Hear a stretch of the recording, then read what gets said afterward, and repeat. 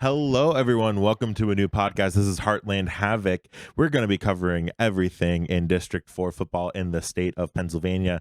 I'm your host, Caleb Long. Along with me is my co-host, my father and illustrious coach, I guess you could say, throughout Pennsylvania, through Warrior Run and Lycoming College, Chris Long. How are we doing today? We're doing great. How are you, Caleb? I mean, we are chilling. You know, the purpose of this podcast is to shed some light and cover everything that sort of happens in at least District 4 PIAA football.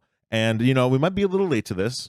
We might be recording the first podcast, might be recorded during week 4, but that's fine, but what we're trying to do here, this episode, we're going to be covering all the teams and seeing what they're looking like at the beginning of the season, looking at the week 4 matchups, looking at the stat leaders, looking at all the good stuff, because there have been some teams that have been really lighting it up in our area, some teams that are a little bit of surprises, but it's good to see new teams come up and really show their worth.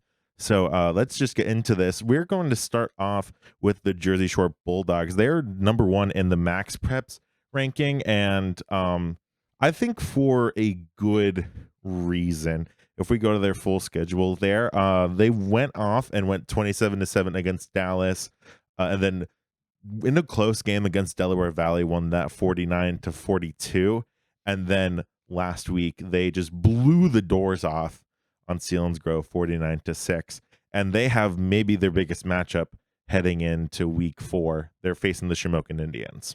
That's right, Caleb. And actually, while they're number 1 in Max Preps, as far as the points go in the District 4 Class 4A standings, they are currently 3rd, while Shamokin, the Indians of Shamokin area, are leading the way right there. And who's number 2? Wait. Number 2 is Athens, as far as no, that makes sense. The rankings go. All 3 teams are 3-0. Right. And, that's a real, I believe this week with Jersey Shore and Shamokin, I have a feeling this might not be the last time we see those two teams. I mean, we played a barn burner of a playoff game last year. That's what I was gonna say. They absolutely lit it up. And then Shamokin is also firing on all cylinders. They also are 3-0, as we stated. They beat Pottsville 34-14, and then they blew the doors off of Lake Lehman 49-7. And then they beat an up and coming Shikellamy team, who I am very interested about, and it's mostly because I help out with their broadcast. There might be a little bias there. Who cares? But 52-21, and Shamokin's defense is very good at getting turnovers. I think they have at least double-digit turnovers, if I remember correctly. I think they came into the Shikellamy game with I think it was 9. Wow. And then they added 4 more to it. So they're absolutely tearing it up on the defensive side, able to get that short field possession and then really hammer it home with their offense. And they had 2 pick sixes last week, right? They did have correct? 2 pick sixes, yes. I mean, if there was high school fantasy football, I think you'd want Shamokin as your defense. Shamokin defense would absolutely be killing it right now. Oh my gosh. All right. Okay, wait, who else is in 4A? I mean, we can talk about Shikellamy right now. Shikellamy is sitting at the 4th seed and ranked 2-1 record right now. I was gonna say, they'll be next. 5th is Columbia Montorvo Tech, and 6th is Selinsgrove, at a spot they're not used to lately, bringing up the last spot in Class 4A of District 4. Yeah, let's talk about Shikellamy real quick. Okay. Shikellamy is honestly a very much of a sleeper team. We have a Brody Raybuck at their quarterback spot. He's electric. I honestly he makes some incredible plays deep downfield. I mean, the Shamokin game, the most recent game, he had a touchdown pass where it was only statistically a 25-yard touchdown pass, but he rolls to his left, finds I believe it was Thomas Pollock, their wide receiver one, in the right end zone. It had to be a 40-yard throw from that was just a 25-yard touchdown. So he can make some plays out of structure and out of the pocket, and they've had some really entertaining games.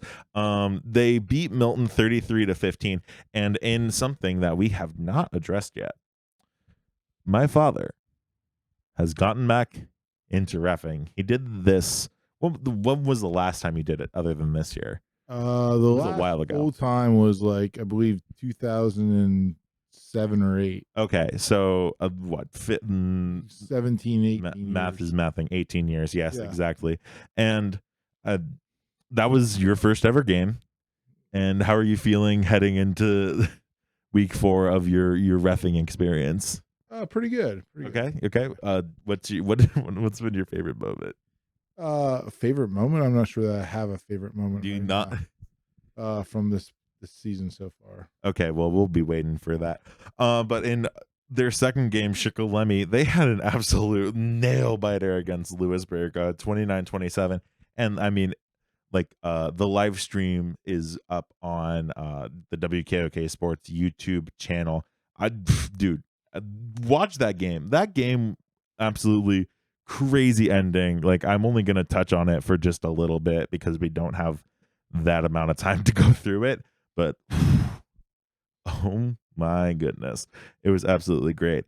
And I mean, they faced off Shamokin. That was their real big first test, and this is still a young team, you know, like this team definitely a sleeper. I could see like a playoff upset. I could see them because they'd probably face off against either Jersey Shore or Shamokin, whoever loses that game between them. As far as Shikellamy goes in the playoffs, and you know, I believe the other thing about Shikellamy, well, you said they're young, they also have quite a few. They have over 50 on their roster. Yeah, they do have a big roster. Good turnaround. Coach Hoover down there, new coach, seems to have gotten the players out this year, and when there's numbers, that can always help also. Right. When you're in close games.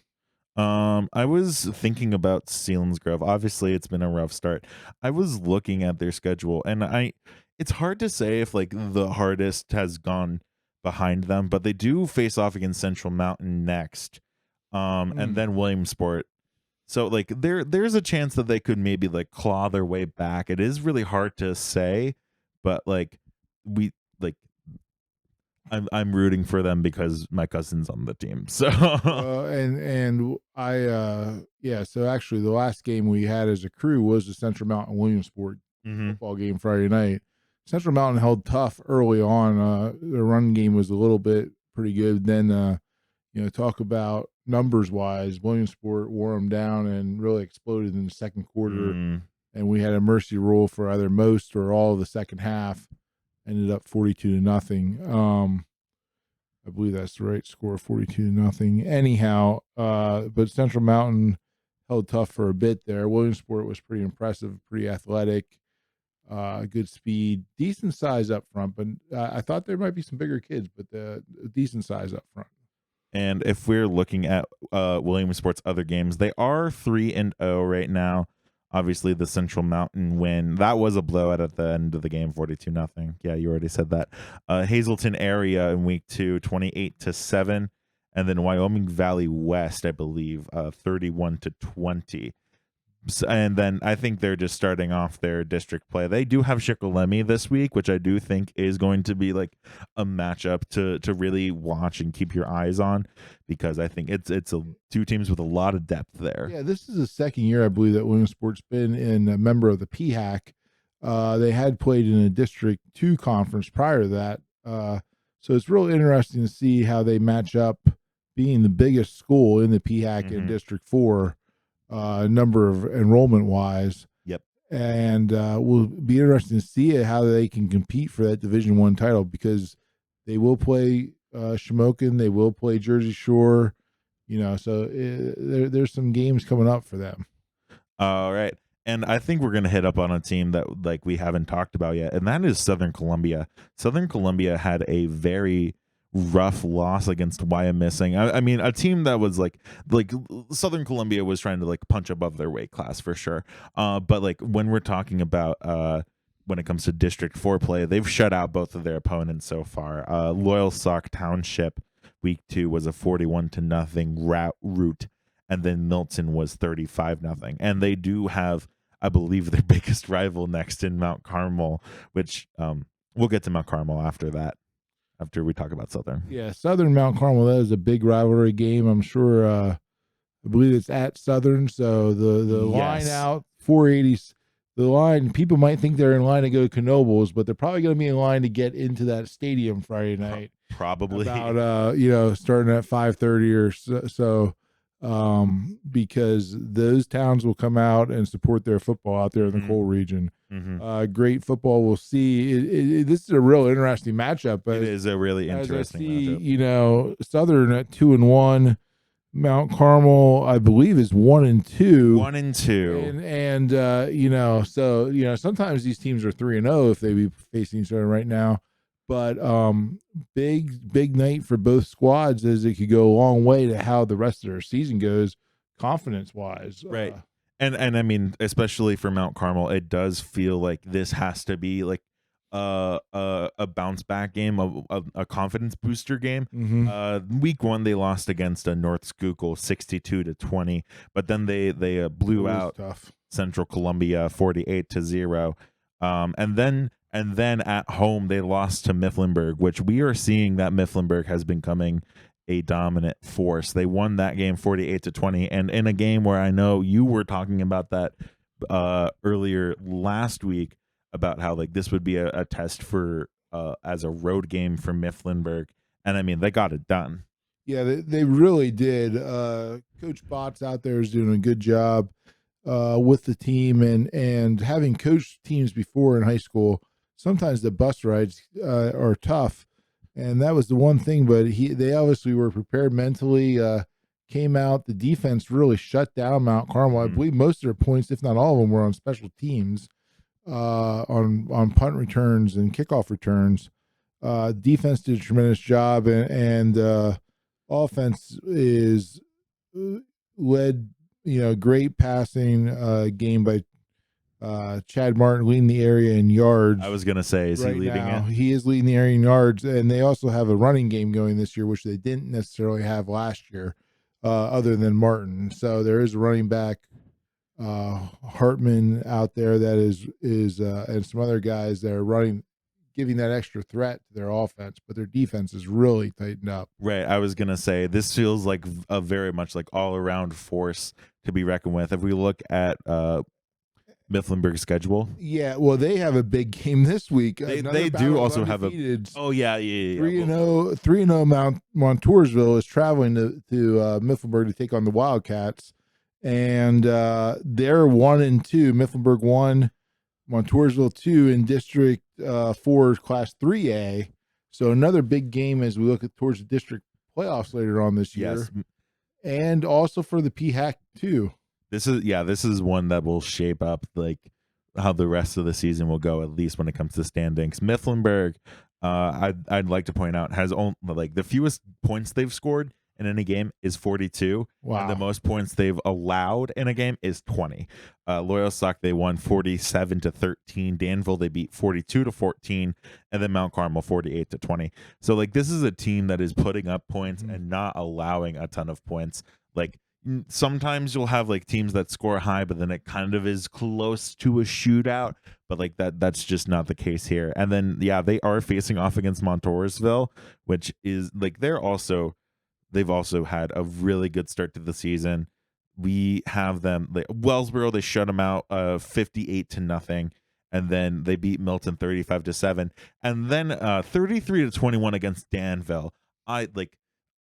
This Danville team has like clearly lost a bit of a step. They lost a lot of seniors, but like they could still compete. I think this Danville team can still compete. I'm not sleeping on them, but Montoursville could easily be like the number 1 seed heading into the 3A playoffs, and like everything could go through Montoursville.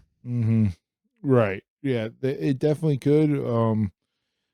I'll be interested to see how this game plays out Friday night, but Montoursville seems to be a balanced team with a running game. Usually see their passing game on the highlights, and some solid quality football going on up there. I think the next team to note, actually, we're going to talk about Line Mountain, which we'll just touch upon them real quick. 38-13 over Lewisburg, 62-7 against Newport. Absolutely, like destroying them. Juniata 35-0, and then they face Halifax in week 4. I mean, 4-0, they're looking solid. I mean, I don't know. If there's much more to add than them, they're just playing good football. They also have good balance of running attack and passing, and also for a single A school, they are quite large up front as far as their offensive and defensive lines go. They have 2 big defensive tackles that also play offensive line. Another, they just seem to be pretty big and pretty stout up front as far as their offense goes, and they actually have a big receiver out wide. I don't recall his name right now. Shadle. He is a big receiver and a big target, probably over 6 foot. So again, when you're talking single A schools and you have size, that creates a real difference very helpful for teams sometimes. Are they top of single A right now? They are on top of single A at 3-0. Then it's Muncie at 1-1 and Montgomery at 2-1, and then they need to update that because I think Muncie's 2-0 right now, or 2-1. They may be. No, they are. They are. They beat the Kawaneski Valley and Wellsboro. Yeah, they should be 2-1. I don't know what's up with that, and I can. Yeah, I'm not sure why the schedule says. Yeah, I don't know. But wait. Who? Bloomsburg's probably 2A, top of 2A, right? Warrior Run is actually on top. Okay, this will still segue pretty well. So again, this is the week of undefeated matchups. Yes. Okay, let's talk about Warrior Run first, and then we'll touch up on Bloomsburg. Warrior Run last year, and I mean, we have like a vested interest on how Warrior Run does because it is my alma mater, and you also coached there. Right. For a while. You were the guidance counselor there for a while. Hold up. But like last season, they made it to the district championship for the first time.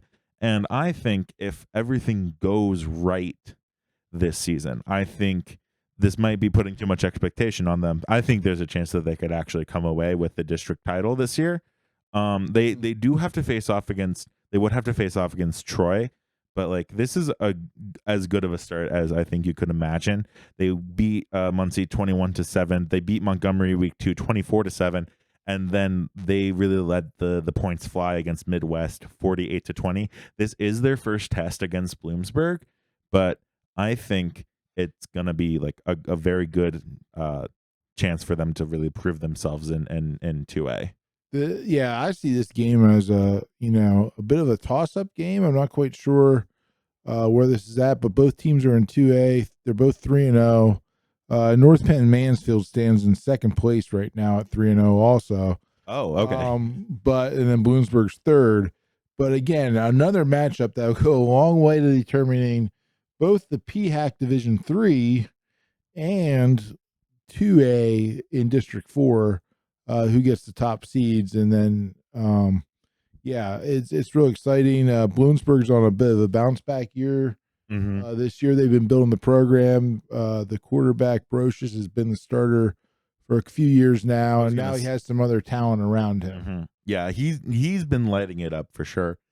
He had a great game week 1 against Danville. I'm pretty sure he led the entire District 4 week 1. I think he had like 317 yards or something like that. Don't quote me on the actual yardage, but he had over 300 yards in a 30-10 win against Danville. And then Central Mountain 35-0. And then in a close game with Lewisburg 35-21. Warrior Run is definitely their first big test. And then I mean, we could see Bloomsburg going a long way in here as well. Like, I wouldn't be shocked about that. We're going to highlight Troy really quick. One more real quick on the quarterback Brocious. One key thing so far this year, he has attempted 67 passes with no interceptions. That is impressive. So he's the one high school quarterback with that many attempts and no interceptions in district. He's keeping the ball clean. That's absolutely what you want to see. Turnover battles are so huge, especially in high school. Oh, football. For sure. I mean, like, games can slip by just real quick if you don't keep the ball under control. We're talking about Troy now, 2-1. They got the win against Sayre 57-8, and then they went up to Waverly, New York, and lost by a singular point. They lost 14-13, and then they got a bounce back win against South Williamsport 42-13. But they they have a tough matchup. They have a tough matchup week 4, and like they play Athens. That is a very tough northern tier battle right there for sure. Taking a look at Athens. What has Athens done? They're undefeated 3-0. Yeah, I know. Yeah, they're undefeated. Beat not Southern Columbia. South Williamsport 47-27 week 1. Northwest area 49-20, and Canton 56-22. So really, I mean, I'm assuming Waverly is a good team. This is Athens' first test is against Troy, so we will see how they do. That matchup is also something that we should keep our eye on. Correct. All right. Okay, wait. North Bend Mansfield's undefeated? Yes, they are. I've been sleeping on them, I guess. Right? That is a team that I am shocked is undefeated. But Wyalusing, that's what that is. That's Wyalusing. 21-14, Sayre 25-0, and then Towanda 24-17. Let's highlight the matchups. Some of the matchups we haven't covered yet. We do have Milton versus South Williamsport. South Williamsport coming in 1-2, and Milton 0-3. But they've had some closer games. I mean, they had Shikellamy, and then I think they've had a tough road. I think they played Montoursville and Southern Columbia, which that's a rough early start. I can't lie. Obviously Bloomsburg and Warrior on that one's going to be electric. Mifflinburg, Montoursville, also something you really want to keep your eye on. We have Selinsgrove and Central Mountain, both 0-3, looking for their first win of the season. Shikellamy and Williamsport, also something to keep your eye on. 3-0 Williamsport and 2-1 Shikellamy. We have 2-1 Montgomery and Wyalusing 1-2. Which, I mean, I think that could there's a chance there could be something there. Yeah. Obviously, we have the undefeated matchup between Jersey Shore and Shamokin that I think everyone will have their eyes on. Lewisburg and Hughesville. I think, okay, I'm going to say this. I think like teams like Lewisburg and Loyalsock are sort of underrated. I think some people may be sleeping on them. I think they are sort of trap game. So they've had some close games. Their records might not show how good they actually are. I don't think so. I don't think so. Yeah, Lewisburg at 0-3, Hughesville at 1-2. Interesting matchup.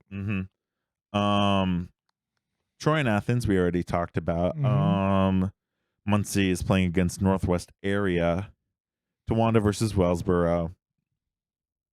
Southern Columbia versus Mount Carmel. That's the other game that people will be looking at. Midwest and Loyalsock, both teams are 1-2, and then we have Danville and Central Columbia both looking for their first win of the season.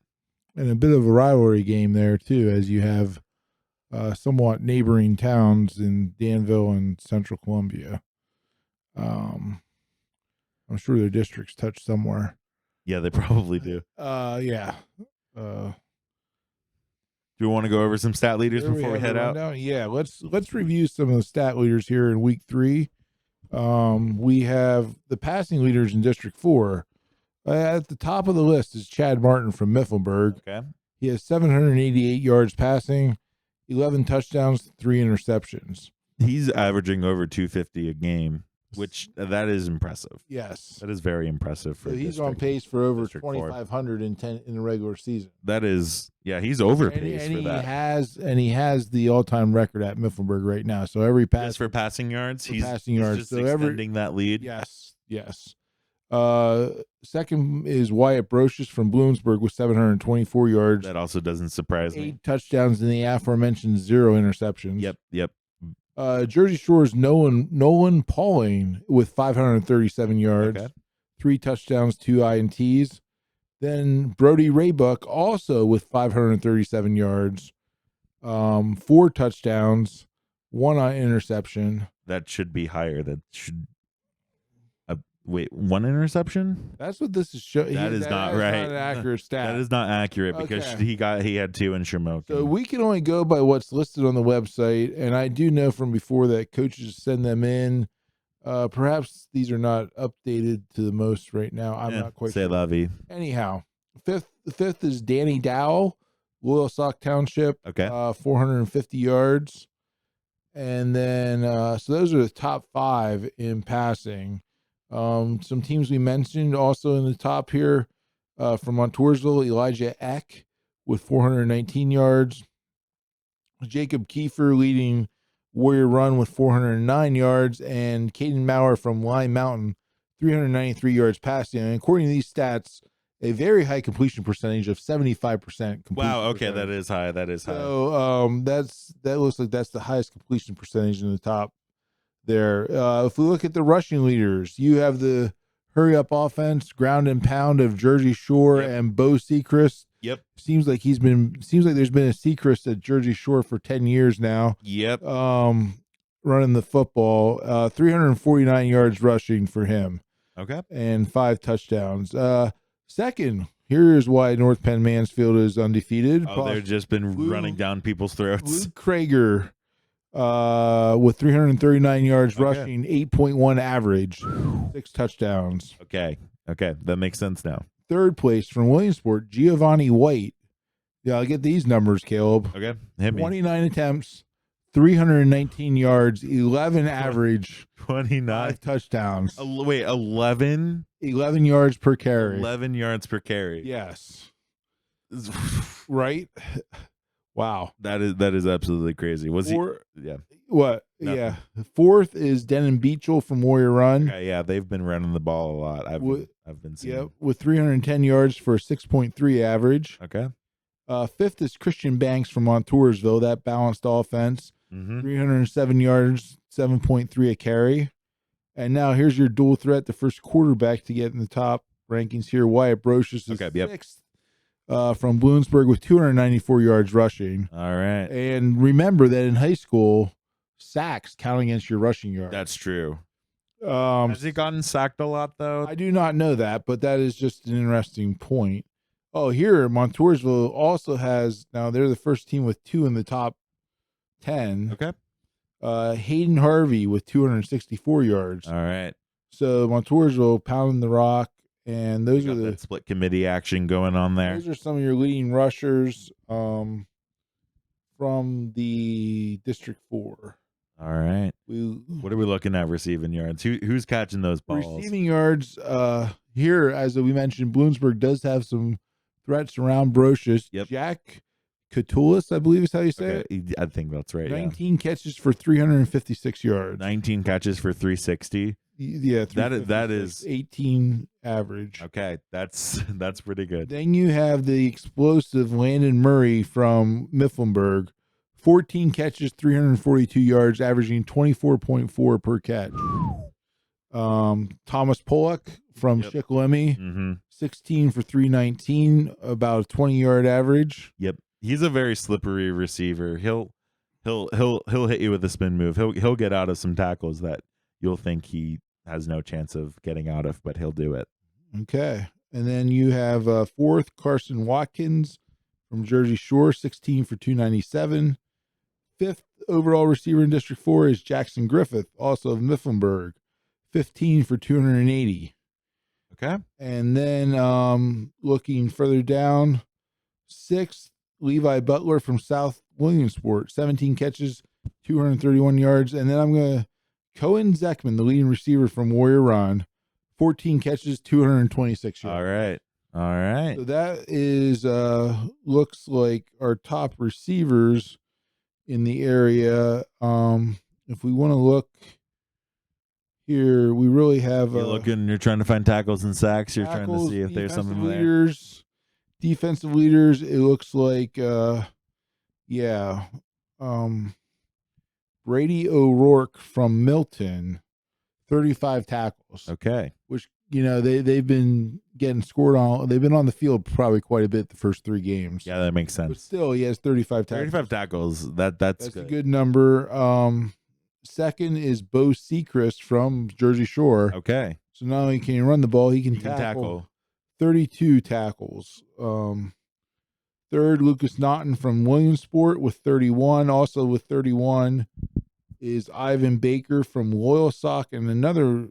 Milton has quite a few tacklers up here. Okay, gotcha.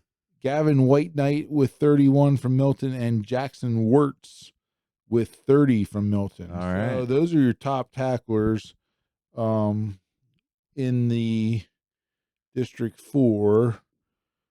And what are we looking at for sacks? That's what you're trying to figure out right now. Let's see if we can. Unfortunately, I can't find them by sacks. That's unfortunate. Well, it looks like the Brady O'Rourke there is so popping off on the tackle leaders out of sacks. It's Jerry Barton from Hughesville with 4. Ooh, okay. And then you have Brady O'Rourke from Milton with 3, and Ty Ulrich from Warrior Run with 3. Tyler Ulrich, okay. Yep, Okay. Yep. So those look like they might be the sack leaders in the area. All-purpose yards, if we want to hammer them out quick, we can talk about Luke Krager from North Penn Mansfield with 555. Okay. This total is rushing, receiving, kick return, and punt return yards. Okay. He has 129 punt return yards. Oh, okay. Okay. Off of how many punts? We might not be able to find that. It's fine. That's a question that we may not have the time to answer. Can't be right. Well, if this is right, it's amazing. How many punts? With 2 returns and 1 touchdown for an average of 64.5 yards. I mean, he probably did have a punt return for a touchdown, but like, interesting. Yeah, good for that lad. Interesting. Right there. I don't know. Maybe numbers. Okay. North Penn Mansfield, the sleeper team. Everyone is sleeping on, including us. Landon Murray is second in total yards with 496. Okay. From Mifflinburg. Montgomery Fisher from Milton. 475 total yards. Is where he's listed at. Fourth is Cohen Zeckman with 469, and fifth is Braden Andrews from Southern Columbia. Okay. 461 total yards. And then you got to talk about Logan Steele from Shamokin, the all quarterback, QB, kick returner, punt running returner, back, some whatever. Yeah, he has 456 total. That makes sense. That doesn't include passing yards, 218 rushing. But Shamokin isn't really much of a passing team, though. That's the thing. They just like to run the ball down your throat all the time. So he has 218 rushing, 20 receiving, 116 in punt returns, and 102 in interception returns. Okay, yeah. That's impressive there. So those are our stat leaders in District 4. Alrighty. I think we're just about time for us to wrap up. Thank you, everyone, for listening to this new podcast of ours. Be sure to tune in for next week because we're going to have our reactions to the Week 4 matchups. And then we're also going to take a look at Week 5 and starting to look at the playoff picture a little bit more now that we're getting into the midpoint of the season. Dad, thank you so much for joining me on this episode. No problem. And if you're hearing this, just if you have any suggestions, hit us up. Leave them down in the comments. Leave them down below in the comments. If you have suggestions for guests, leave them down below. We may bring on guests at some point. Who knows? But, we have the connections. Keep it, all of my dad's coaching friends and ref friends. So here we are. Hope you enjoyed it. And whatever you do, play hard. Whatever you do, play hard. See you all next time.